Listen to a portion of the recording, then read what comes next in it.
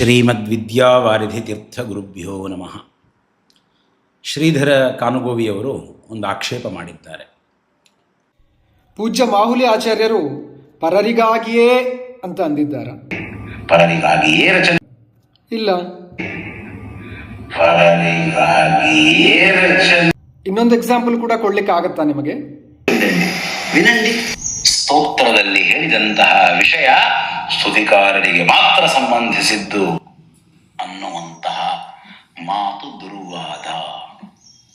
ಸ್ತುತಿಕಾರರಿಗೆ ಮಾತ್ರ ಅಂತ ಹೇಳಿದ್ದಾರ? ಸ್ತೋತ್ರದಲ್ಲಿ ಹೇಳಿದಂತಹ ವಿಷಯ ಸ್ತುತಿಕಾರರಿಗೆ ಮಾತ್ರ ಸಂಬಂಧಿಸಿದ್ದು ಇಲ್ಲ. ಏನಂದರೆ, ಮಾಹುಲಿ ಆಚಾರ್ಯರು ಸ್ತೋತ್ರಗಳು ಪರರಿಗಾಗಿ ರಚನೆಯಾಗುತ್ತವೆ, ಅವುಗಳಲ್ಲಿ ಹೇಳಿದ ದೋಷ ಸ್ತುತಿಕಾರನಿಗೆ ಸಂಬಂಧಿಸಿದ್ದಲ್ಲ ಎಂದು ಹೇಳಿದ್ದಾರೆ.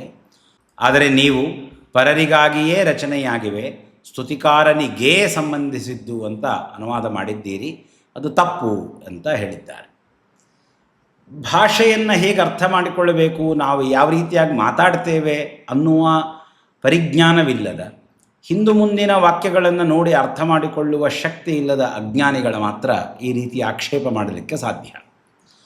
ನೋಡಿ, ಸರ್ವಾಣಿ ವಾಕ್ಯಾನಿ ಸಾವಧಾರಣಾನಿ ಭವಂತಿ ಅಂತನ್ನೋದು ಭಾಷಾಶಾಸ್ತ್ರದಲ್ಲಿ ಬಹಳ ದೊಡ್ಡ ನಿಯಮ. ಏನಂದರೆ, ನಾವು ಏನೇ ಮಾತನಾಡಿದರೂ ಅದನ್ನು ನಿರ್ಣಯವಾಗಿ ಮಾತನಾಡ್ತೇವೆ, ನಾವು ನಿಶ್ಚಯಾತ್ಮಕವಾಗಿ ಮಾತನಾಡ್ತೇವೆ. ಸಂಶಯವಿದ್ದಾಗ ಸಂಶಯವಿರುವ ಹಾಗೆ ಮಾತನಾಡ್ತೇವೆ, ಮತ್ತೊಂದನ್ನು ನಿಷೇಧ ಮಾಡುವ ಪ್ರಸಕ್ತಿ ಇದ್ದಾಗ ಅದನ್ನು ನಿಷೇಧ ಮಾಡುವ ಹಾಗೆ ಮಾಡ್ತೇವೆ. ಈಗ ಉದಾಹರಣೆಗೆ, ನಾನು ಊಟ ಮಾಡುತ್ತಿದ್ದೇನೆ ಅನ್ನುವಂತಹ ಒಂದು ವಾಕ್ಯ. ಈ ವಾಕ್ಯ ಏನು ಅರ್ಥ ಕೊಡ್ತದೆ ನೋಡಿ. ನಾನು ಊಟ ಮಾಡುತ್ತಿದ್ದೇನೆ ಅನ್ನುವ ಒಂದು ವಾಕ್ಯಕ್ಕೆ ನಾನೇ ಊಟ ಮಾಡುತ್ತಿದ್ದೇನೆ ಅಂತ ಅರ್ಥ. ಮೊದಲಿಗೆ ನಾನೇ, ಎರಡನೆಯದು ನಾನು ಊಟವನ್ನೇ ಮಾಡುತ್ತಿದ್ದೇನೆ ಅಂತ ಅರ್ಥ, ಮೂರನೆಯದು ನಾನು ಊಟ ಎಂಬ ಕ್ರಿಯೆಯನ್ನೇ ಮಾಡ್ತಾ ಇದ್ದೇನೆ. ನಾನೇ ಮಾಡ್ತಾ ಇದ್ದೇನೆ ಊಟ, ಬೇರೆಯವರಲ್ಲ. ನಾನು ಊಟವನ್ನೇ ಮಾಡ್ತಾ ಇದ್ದೇನೆ, ನಾನು ಓಡಾಡ್ತಾ ಇಲ್ಲ ಅಥವಾ ನಾನು ಫಲಹಾರ ಮಾಡ್ತಾ ಇಲ್ಲ, ನಾನು ಊಟವನ್ನೇ ಮಾಡ್ತಾ ಇದ್ದೇನೆ.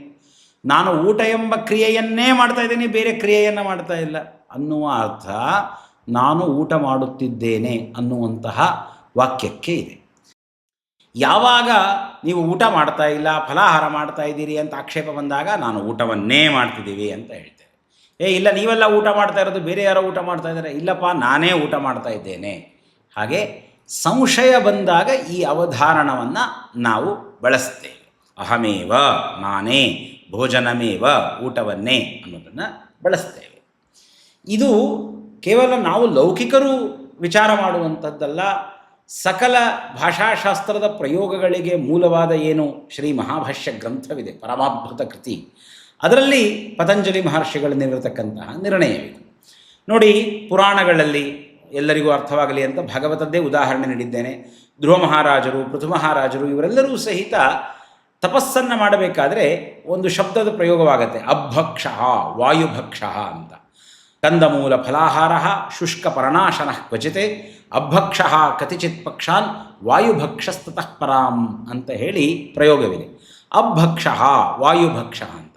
ಅಪು ಅಂದರೆ ನೀರು, ಅಭಕ್ಷ ಅಂದರೆ ನೀರನ್ನು ಕುಡಿದು ತಪಸ್ಸು ಮಾಡೋದು, ವಾಯುಭಕ್ಷ ಅಂದರೆ ಗಾಳಿಯನ್ನು ಮಾತ್ರ ಸೇವಿಸ್ತಾ ನಿರಾಹಾರರಾಗಿ ತಪಸ್ಸು ಮಾಡೋದು. ಇಲ್ಲಿ ಅಭಕ್ಷ ಅಂದರೆ, ವಾಯುಭಕ್ಷ ಅಂದರೆ ನೀರು ಗಾಳಿಯನ್ನು ಸೇವಿಸೋದು ಅಂತ ಅರ್ಥವಾಗಿದೆ. ನಾವು ಪ್ರತಿ ದಿವಸ ನೀರು ಕುಡಿತೇವೆ, ಊಟ ಮಾಡ್ತೀವಿ, ನೀರು ಕುಡಿತೀವಿ. ನಾವು ಎಲ್ಲ ಬದುಕಿದ್ದೀವಿ, ಅದರಿಂದಾಗಿ ನಾವೆಲ್ಲ ವಾಯುಭಕ್ಷವೇ, ನಾವು ಸಹಿತ ಗಾಳಿಯನ್ನು ಕುಡಿದೇ ಬದುಕಿದ್ದೇವೆ. ಅದಕ್ಕೆ ಪತಂಜಲಿ ಮಹರ್ಷಿಗಳು ಹೇಳ್ತಾರೆ, ಅಥವಾ ಸಂತಿ ಏಕಪದಾನ್ಯಪ್ಯವಧಾರಣಾನಿ ತದ್ಯಥ ಅಭಕ್ಷ ವಾಯುಭಕ್ಷ ಇತಿ ಅಪ ಏವ ಭಕ್ಷಯತಿ ವಾಯುಮೇವ ಭಕ್ಷಯತಿ ಅಂತ.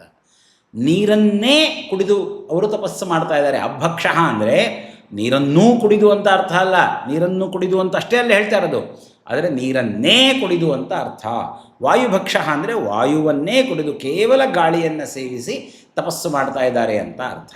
ಅದಕ್ಕೆ ಕೊಡುವ ಕಾರಣ ಏನು? ಎಲ್ಲ ವಾಕ್ಯಗಳು ಸಾವಧಾರಣವಾಗಿರುತ್ತವೆ. ಅವಧಾರಣ ಅಂದರೆ ನಿಶ್ಚಯ, ಏವ ಅಂತೀವಲ್ಲ ಅದು ಅವಧಾರಣ.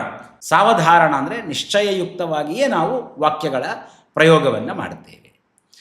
ನಾವು ಯಾವುದೇ ತತ್ವವನ್ನು ಅರ್ಥ ಮಾಡಿಕೊಳ್ಳಬೇಕಾದ್ರೆ ಶ್ರೀಮದ್ ಆಚಾರ್ಯರ ನಿರ್ಣಯಕ್ಕೆ ಅನುಸಾರಿಯಾಗಿ ಅರ್ಥ ಮಾಡಿಕೊಳ್ಬೇಕು. ಭಾಷಾಶಾಸ್ತ್ರಕ್ಕೆ ಅನುಸಾರಿಯಾಗಿದೆ ನಿಜ, ಶ್ರೀ ಪತಂಜಲಿ ಮಹರ್ಷಿಗಳು ಹೇಳಿದ್ದಾರೆ ನಿಜ. ಆದರೆ ನಾವು ಏನೇ ತಿಳಿಬೇಕಾದರೂ ಶ್ರೀಮನ್ ಮಧ್ವಶಾಸ್ತ್ರದ ಅನುಸಾರಿಯಾಗಿ ತಿಳಿಬೇಕು. ಭಾವಿ ಸಮೀರರು ಆಜ್ಞೆ ಮಾಡಿದ್ದಾರೆ. ಹೀಗಾಗಿ ಇದು ಶ್ರೀಮದಾಚಾರ್ಯರ ಸಿದ್ಧಾಂತಕ್ಕನುಸಾರಿ ಹೌದೋ ಅಲ್ಲವೋ ಅನ್ನೋದನ್ನು ಸಹಿತ ನಾವು ನಿರ್ಣಯ ಮಾಡಿಕೊಳ್ಳೋಣ. ನೋಡಿ, ಒಂದು ಶ್ರೀಮದ್ ಬ್ರಹ್ಮಸೂತ್ರ ಹೀಗಿದೆ. ಓಂ ಗುಹಾಂ ಪ್ರವಿಷ್ಟಾವ್ ಆತ್ಮಾನೌ ಹಿ ತದ್ದರ್ಶನಾತ್ ಓಂ ಅಂತ ಸೂತ್ರ. ಇದರ ಅರ್ಥ ಗುಹಾಂ, ಹೃದಯ ಗುಹೆಯಲ್ಲಿ ಪ್ರವೇಶ ಮಾಡಿದವರು ಆತ್ಮಾನೌ, ಭಗವಂತನ ಎರಡು ರೂಪಗಳು ಅಂತ ಇಲ್ಲಿ ವಾಕ್ಯ ಇರೋದು ಉಪನಿಷತ್ತಿನಲ್ಲಿ ಮತ್ತು ಸೂತ್ರದಲ್ಲಿ. ಆದರೆ ಶ್ರೀಮದಾಚಾರ್ಯರು ಅದಕ್ಕೆ ವ್ಯಾಖ್ಯಾನವನ್ನು ಮಾಡ್ತಾ ಗುಹಾಂ ಪ್ರವಿಷ್ಟೌ ಪಿಬಂತೋ ವಿಷ್ಣು ರೂಪೇ ಏವ ಅಂತ ಹೇಳಿ ಏವ ಶಬ್ದವನ್ನು ಪ್ರಯೋಗ ಮಾಡುತ್ತಾರೆ. ಇರೋದು ಅಲ್ಲಿ ಏವ ಶಬ್ದ ಇಲ್ಲವೇ ಇಲ್ಲ, ಗುಹಾಂ ಪ್ರವಿಷ್ಟವು ಅಂತಷ್ಟೇ. ಆದರೆ ಆಚಾರ್ಯರು ಏವ ಅನ್ನುವುದನ್ನು ತಿಳಿಸ್ತಾರೆ. ಇಲ್ಲ, ಅಲ್ಲಿ ಹಿ ಅನ್ನುವ ಶಬ್ದಕ್ಕೆ ಅರ್ಥ ಅಂದರೆ ಹಿ ಅನ್ನುವ ಶಬ್ದಕ್ಕೆ ಪ್ರಸಿದ್ಧಿ ಅಂತ ಅರ್ಥ ಅಂತ ಸ್ಪಷ್ಟವಾಗಿ ನಮ್ಮ ಶ್ರೀಮನ್ ಮಂತ್ರಾಲಯ ಪ್ರಭುಗಳು ತಿಳಿಸಿದ್ದಾರೆ. ಶ್ರೀಮದಾಚಾರ್ಯರು ಏನು ವ್ಯಾಖ್ಯಾನ ಮಾಡಿದರು? ಎರಡು ವಿಷ್ಣು ರೂಪಗಳೇ ಅಂತ ಹೇಳಿ. ಇಲ್ಲಿ ಈ ಏವಕಾರವನ್ನು ಯಾಕಿಟ್ಟಿದ್ದಾರೆ ಅನ್ನೋದಕ್ಕೆ ನಮ್ಮ ಶ್ರೀಮದ್ಭಾವಿ ಸಮೀರರೇ ಉತ್ತರವನ್ನು ನೀಡಿದ್ದಾರೆ ಗುರುವರ್ಥ ದೀಪಿಕಾ ಗ್ರಂಥದಲ್ಲಿ. ವಿಷ್ಣುರೂಪೇ ಏವೇತಿತು ಸರ್ವಂ ವಾಕ್ಯಂ ಸಾವಧಾರಣಮಿತಿ ನ್ಯಾಯೇನ ಪರಪಕ್ಷ ವ್ಯವಚ್ಛೇದೇನ ಸ್ವಪಕ್ಷ ಸ್ಥಿರೀಕರಣಾರ್ಥಂ ಅಂತ ಹೇಳಿ. ಸರ್ವಂ ವಾಕ್ಯಂ ಸಾವಧಾರಣಂ, ಎಲ್ಲ ವಾಕ್ಯಗಳು ಸಾವಧಾರಣವೇ. ಆದ್ದರಿಂದ ನಾವು ಪ್ರತ್ಯೇಕ ಏವಕಾರವನ್ನು ಹೇಳಬೇಕಾಗಿಲ್ಲ, ಅಲ್ಲಿ ಏವಕಾರದ ಅರ್ಥ ಇದ್ದೇ ಇರ್ತದೆ. ಆ ನ್ಯಾಯದ ಅನುಸಾರಿಯಾಗಿ ಬ್ರಹ್ಮಸೂತ್ರದ ಆ ಮಾತಿಗೆ ನಮ್ಮ ಶ್ರೀಮದ್ ಆನಂದತೀರ್ಥ ಭಗವತ್ಪಾದಾಚಾರ್ಯರು ಪರಮತವನ್ನು ಖಂಡನೆ ಮಾಡುವುದಕ್ಕೆ, ಸ್ವಮತ ಸ್ಥಾಪನ ಮಾಡುವುದಕ್ಕೆ ಏವಕಾರವನ್ನಿಟ್ಟಿದ್ದಾರೆ ಅಂತ ಸಾಕ್ಷಾತ್ ಭಾವಿ ಸಮೀರರು ನಮಗೆ ತಿಳಿಸಿದ್ದಾರೆ. ಹೀಗಾಗಿ ಯಾರೇ ಯಾವುದೇ ವಾಕ್ಯವನ್ನು ಪ್ರಯೋಗ ಮಾಡಿದರೂ ಅದು ಸಾವಧಾರಣವಾಗಿಯೇ ಇರುತ್ತದೆ ಅನ್ನೋದು ಭಾಷೆಯನ್ನು ಬಳಸುವವರ ಆಶಯ, ಭಾಷಾಶಾಸ್ತ್ರದ ನಿಯಮ ಮತ್ತು ಶ್ರೀಮದ್ ಆನಂದತೀರ್ಥ ಭಗವತ್ಪಾದಾಚಾರ್ಯರು ಒಪ್ಪಿ ಅನುಸರಿಸಿರ್ತಕ್ಕಂತಹ ನಿಯಮ, ಶ್ರೀಮದ್ಭಾವಿ ಸಮೀರರೇ ನಿರ್ಣಯಿಸಿಕೊಟ್ಟಿರ್ತಕ್ಕಂತಹ ನಿಯಮ, ಸಂಶಯವೇ ಇಲ್ಲ. ಈ ಮೂಲಭೂತ ನಿಯಮದ ಅನುಸಾರಿಯಾಗಿ ಮಾಹುಲಿ ಆಚಾರ್ಯರ ವಾಕ್ಯ ಸಾವಧಾರಣ ವಾಕ್ಯ ಅಂತಲೇ ಆಗತ್ತೆ. ಅವರು ಪರರಿಗಾಗಿ ಸ್ತುತಿಕಾರನಿಗೆ ಅಂತ ಹೇಳಿದ್ದರು, ಪರರಿಗಾಗಿಯೇ ಸ್ತುತಿಕಾರನಿಗೆ ಅಂತಲೇ ಅರ್ಥವಾಗ್ತದೆ. ಇನ್ನು ಮುಂದಿನ ಪ್ರಶ್ನೆ, ಈ ಉತ್ತರಾದಿಯರ ಬಹಳ ದೊಡ್ಡ ಸಮಸ್ಯೆ ಏನು ಅಂದರೆ, ಮದಭಾವಿಯವರ ಕಾಲದಿಂದ ನೋಡ್ತಾ ಇದ್ದೇವೆ, ಹಿಂದೂ ಮುಂದಿನ ವಾಕ್ಯಗಳನ್ನು ನೋಡದೆ ಮಾತಾಡಿಬಿಡ್ತಾರೆ ಅವರು. ಪ್ರಶ್ನೆಯನ್ನು ನಾನೇ ಕೈಗೆತ್ತಿಕೊಳ್ತೇನೆ. ಏನು ಅಂದರೆ, ನಿಜ ಭಾಷಾ ನಿಯಮ ಇದೆ, ಆಚಾರ್ಯರ ನಿರ್ಣಯಗಳಿಂದ ಸಾವಧಾರಣ ಅಂತಾಗಿದೆ ಇದು. ಆದರೆ ವಾಕ್ಯ ಪ್ರಯೋಗ ಮಾಡುವ ವ್ಯಕ್ತಿಯ ಅಭಿಪ್ರಾಯವನ್ನು ನಾವು ತಿಳ್ಕೊಳ್ಬೇಕಲ್ಲ, ಅದು ಕೂಡ ಒಂದು ಪ್ರಧಾನವಾದದ್ದು ತಾನೇ ಅಂತ ಪ್ರಶ್ನೆ. ವಾಸ್ತವಿಕವಾಗಿ ಶ್ರೀಧರ್ ಅವರು ಪ್ರಶ್ನೆ ಮಾಡಬೇಕಾದದ್ದು ಇದನ್ನು. ಅವರೇನು ಆಕ್ಷೇಪ ಮಾಡಿ ಖಂಡನೆ ಮಾಡಲಿಕ್ಕೆ ಬಂದಿದ್ದಾರೆ, ಹೀಗಾಗಿ ಅವರ ಮಾತನ್ನು ಮಾಹುಲಿ ಆಚಾರ್ಯರ ಮಾತಿನಿಂದಲೇ ಖಂಡನೆ ಮಾಡಿಕೊಡ್ತೇವೆ. ಬನ್ನಿ. ಮಾಹುಲಿ ಆಚಾರ್ಯರು ಬಳಸಿರುವ ಶಬ್ದ ಏನು? ಪರರಿಗಾಗಿ, ಸ್ತುತಿಕಾರನಿಗೆ ಅಂತ. ಆದರೆ ಅವರ ಅಭಿಪ್ರಾಯವು ಪರರಿಗಾಗಿಯೇ ಸ್ತುತಿಕಾರರಿಗೆ ಅಂತ ಹೇಗೆ ಹೇಳ್ತೀರಿ ಅಂತ ಪ್ರಶ್ನೆ. ನೋಡಿ, ಮಾಹುಲಿ ಆಚಾರ್ಯರ ವಾಕ್ಯ ಓದಿ. ಸ್ತೋತ್ರಗಳು ಪರರಿಗಾಗಿ ರಚಿತವಾಗಿರುತ್ತವೆ, ಅವುಗಳಲ್ಲಿ ಹೇಳಿದ ದೋಷಗಳು ಸ್ತುತಿಕಾರನಿಗೆ ಸಂಬಂಧಿಸಿದ್ದಲ್ಲ. ಆದ್ದರಿಂದ ಬ್ರಹ್ಮದೇವರು ಮಾಡಿದ ಸ್ತುತಿಗಳಲ್ಲಿರುವ ದೋಷಗಳು ಅವರಿಗೆ ಸಂಬಂಧಿಸಿದ್ದಲ್ಲ. ಹಾಗೆ ಶ್ರೀವಾದಿರಾಜರು ರಚಿಸಿದ ಸ್ತುತಿಗಳಲ್ಲಿಯ ದೋಷಗಳು ಶ್ರೀವಾದಿರಾಜರಿಗೆ ಸಂಬಂಧಿಸಿದ್ದೆಂದು ಹೇಳಲು ಸಾಧ್ಯವಿಲ್ಲ. ನೋಡಿ, ನಿರ್ಣಯವನ್ನು ಕೊಡ್ತಾ ಇದ್ದಾರೆ. ಅವಧಾರಣ ಎಲ್ಲಿದೆ? ಇಲ್ಲಿದೆ. ಸ್ತೋತ್ರಗಳು ಪರರಿಗಾಗಿ ರಚಿತವಾಗಿರುತ್ತವೆ, ಪರರಿಗಾಗಿಯೇ, ಅವರಿಗಲ್ಲ. ಸ್ತೋತ್ರದಲ್ಲಿರುವ ದೋಷ ಶ್ರೀವಾದಿರಾಜ ತೀರ್ಥಗುರು ಸಾರ್ವಭೌಮರಿಗಲ್ಲ ಅಂತ ಅವರೇ ನಿರ್ಣಯವನ್ನು, ಅವಧಾರಣವನ್ನು ಹೇಳ್ತಾ ಇದ್ದಾರೆ. ಇನ್ನು ಸ್ತೋತ್ರಗಳು ಪರರಿಗಾಗಿ ರಚಿತವಾಗಿರ್ತವೆ, ಗ್ರಂಥಗಳು ಅಂತ ಬಂದಾಗ ಹೇಳ್ತಾರೆ, ಆದರೆ ಶ್ರೀವಾದಿರಾಜರ ಯುಕ್ತಿಮಲ್ಲಿಕಾದಿ ಗ್ರಂಥಗಳಲ್ಲಿ ತಮ್ಮ ಕುರಿತಾಗಿ ಹೇಳಿಕೊಂಡ ದೋಷಗಳು ಶ್ರೀವಾದಿರಾಜರಿಗೆ ಸಂಬಂಧಿಸಿದ್ದಲ್ಲ ಎಂದು ಹೇಳಲು ಸಾಧ್ಯವೇ ಇಲ್ಲ. ನೋಡಿ, ಮಾಹುಲಿ ಆಚಾರ್ಯರ ವಾಕ್ಯವೇ ಇದೆ. ಇದನ್ನು ಓದಿದ್ದಾರೆ, ಇದನ್ನು ಓದಲಿಕ್ಕೆ ಬಂದಿಲ್ಲ. ಇದಷ್ಟೇ ಅಲ್ಲ, ಇನ್ನೂ ಒಂದು ವಾಕ್ಯವಿದೆ. ವಾಕ್ಯ 1 ಸ್ತುತಿಕಾರನಿಗೆ ಸಂಬಂಧಿಸಿದ್ದಲ್ಲ, ಇದನ್ನು ತೋರಿಸಿದೆವು. ವಾಕ್ಯ 2 ಸಾಧ್ಯವಿಲ್ಲ ಅನ್ನೋದನ್ನು, 3ನೆಯದು ಸಂಬಂಧಿಸಿದ್ದಲ್ಲ ಎಂದು ಹೇಳಲು ಸಾಧ್ಯವೇ ಇಲ್ಲ ಅನ್ನೋದು, 4ನೆಯದು ಕಡೆಯಲ್ಲೇ ಹೇಳ್ತಾರವರು, ಏನು ಮನೋದೋಷ ವಿದ್ಯಾ ದಾರಿದ್ರ್ಯದ ಮಾತುಗಳಿವೆ. ಅವರ ವಾಕ್ಯವನ್ನೇ ತೋರಿಸ್ತೇನೆ, ನೀವು ಬರೆದಿದ್ದೀರಿ ಅಂತಾರೆ.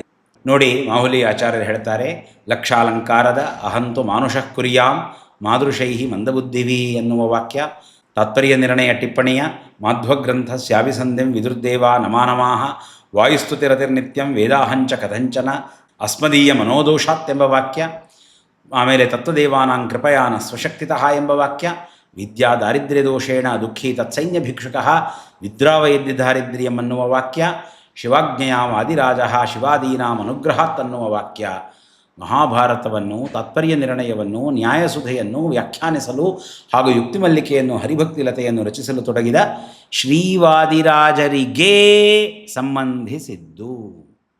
ಈ ವಾಕ್ಯಗಳು ಬೇರೆಯವರಿಗೆ ಅನ್ವಯಿಸುವ ಪ್ರಸಂಗವೇ ಇಲ್ಲ. ಎಷ್ಟು ನಿರ್ಣಯಾತ್ಮಕವಾಗಿ ಮಾಹುಲಿ ಆಚಾರ್ಯರು ಹೇಳಿದ್ದಾರೆ.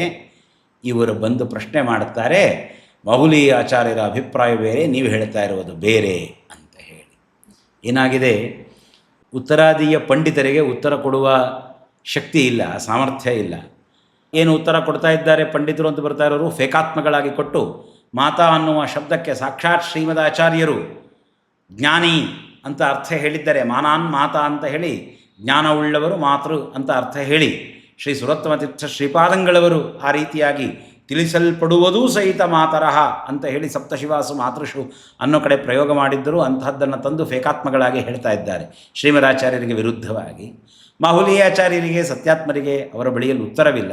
ಉತ್ತರ ನೀಡಿಸಬೇಕು ಅಂತೇಳಿ ಇಂಥ ಜ್ಞಾನಿಗಳನ್ನು ಮುಂದೆ ಮಾಡಿ ಕಳಿಸ್ತಾ ಇದ್ದಾರೆ. ಯಾರಿಗೆ ಭಾಷಾಶಾಸ್ತ್ರದ ಜ್ಞಾನವೂ ಇಲ್ಲ ಅಂತಹವರು ಬಂದು ಮಾತನಾಡ್ತಿದ್ದಾರೆ. ಮಾತನಾಡಲಿ, ಅವಶ್ಯವಾಗಿ ಮಾತನಾಡಲಿ. ಕಾನುಗೋವಿಯವರೇ, ನೀವು ಪಾಖಂಡಿತನದಿಂದ ನಿಮ್ಮ ಅಜ್ಞಾನವನ್ನು ಪ್ರಕಟ ಮಾಡಿಕೊಂಡು ಈ ರೀತಿಯ ಪೆದ್ದು ಪ್ರಶ್ನೆಗಳನ್ನು ಮಾಡುತ್ತೀರಿ.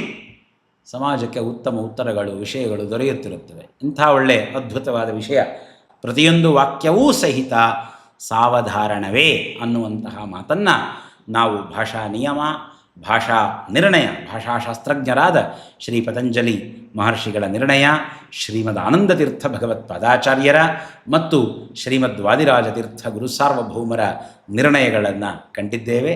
ಹೀಗಾಗಿ ಏನು ಮಾಹುಲಿ ಆಚಾರ್ಯರ ವಿಷಯವನ್ನು ನಾನು ತಿಳಿಸಿ ಹೇಳಿದ್ದೇನೆ. ಅತ್ಯಂತ ಸರಿಯಾದ ಕ್ರಮದಲ್ಲಿ, ಮಾಹುಲಿ ಆಚಾರ್ಯರೇ ಹೇಳಿರುವ ಕ್ರಮದಲ್ಲಿ ಸ್ಪಷ್ಟವಾಗಿ ತಿಳಿಸಿಕೊಟ್ಟಿದ್ದೇನೆ ಅಂತ ಹೇಳ್ತಾ, ಗುರುವಂತರ್ಗತ ಮಧ್ವಾಂತರ್ಗತ ಶ್ರೀಕೃಷ್ಣಾರ್ಪಣಮಸ್ತು.